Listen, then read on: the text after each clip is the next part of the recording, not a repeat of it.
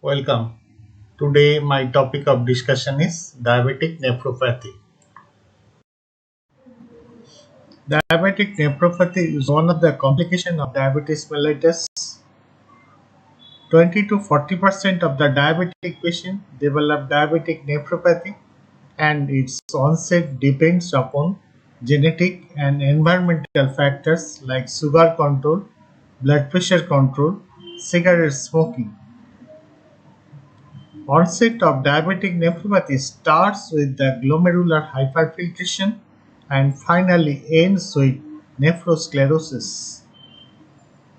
Pathological effects of glomerular hyperfiltration: number 1, the thickening of glomerular basement membrane; number 2, glomerular hypertrophy; 3, mesangial volume expansion.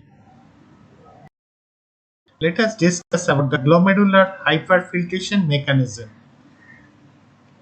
Excess glucose in afferent arteriolar blood in diabetes mellitus causing excess glucose present in the glomerular filtrate.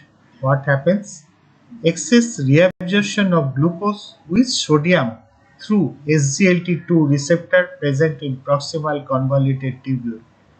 As a result, less sodium is passing through tubular lumen of distal tubule forming the macular densa. Macular densa now wrongly interprets that less sodium is probably due to less glomerular filtration effect. As a result, there is secretion of prostaglandin E2 and nitric oxide from macular densa, which causes afferent arteriolar dilatation. This is tubuloglomerular feedback. Now, in addition to the afferent arteriolar mechanism, there is also efferent arteriolar constriction. This is also due to renin secretion from macular densa, which is bathing with less sodium, renin angiotensin aldosterone system, and angiotensin mediated efferent arteriolar constriction. In this slide, we see afferent arteriole going to form the glomerulus and efferent arteriole coming out from the glomerulus. What happened? We see the prostaglandin E2 and nitric oxide acting upon the afferent arteriole, causing afferent arteriolar dilation. On the other hand, angiotensin 2 coming from the renin angiotensin aldosterone system acting over the efferent arteriole causing efferent arteriolar constriction. So the net effect is glomerular hydrostatic pressure is increased. As a result, there is increased glomerular filtration. So this is the mechanism of glomerular hyperfiltration in diabetic patient. Let us discuss about the timetable of diabetic nephropathy. If we think that once the diabetes mellitus start, we plot on the left side it is 0. Then glomerular hyperfiltration starts and the time span for glomerular hyperfiltration is around 3 to 5 years. After that, microalbuminuria starts from 5 to 10 years onward. 5 to 10 years after the onset of type 2 diabetes, microalbuminuria or moderately increased albuminuria starts, where urine albumin creatinine ratio 30 to 300 mg per gram of creatinine.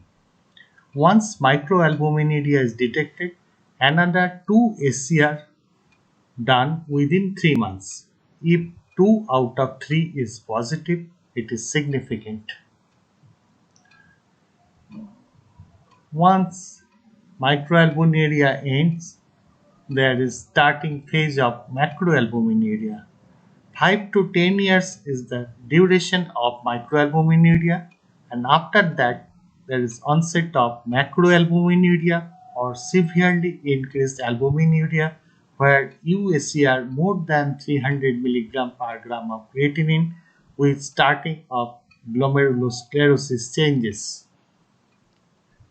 10 to 15 years after the onset of type 2 diabetes, there is onset of stage 3 chronic kidney disease, where eGFR value is less than 60 milliliter per minute per 1.73 meter square body surface area.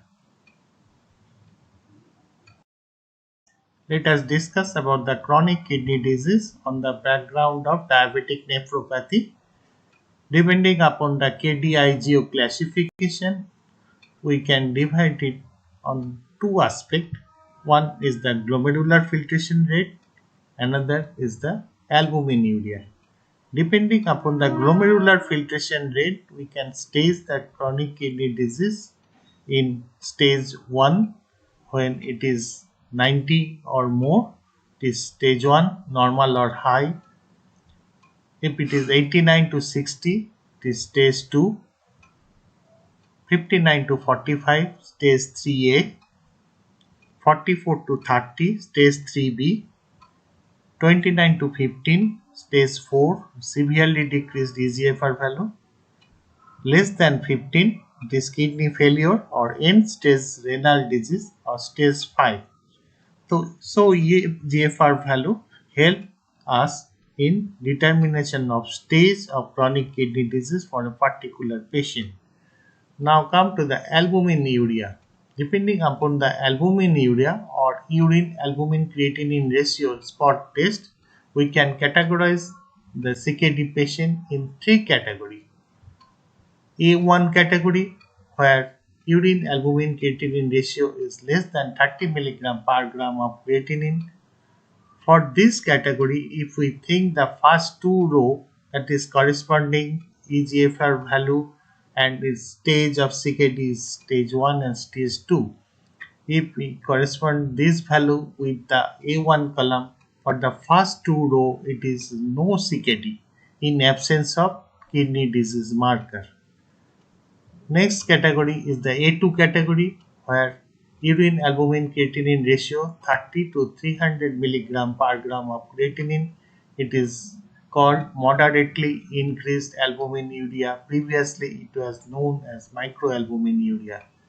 The third category is the A3 variety, where urine albumin creatinine ratio more than 300 mg per gram of creatinine. It is known as severely increased albuminuria. Previously, it was known as macroalbuminuria. So, depending upon the albuminuria, we can determine the risk of progression of chronic kidney disease patient, and depending upon the eGFR value, we can stage the chronic kidney disease patient.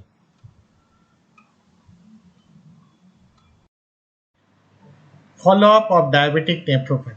Once diabetes is controlled, follow-up fasting blood glucose, postprandial blood glucose and HbA1c is needed in every 3 months.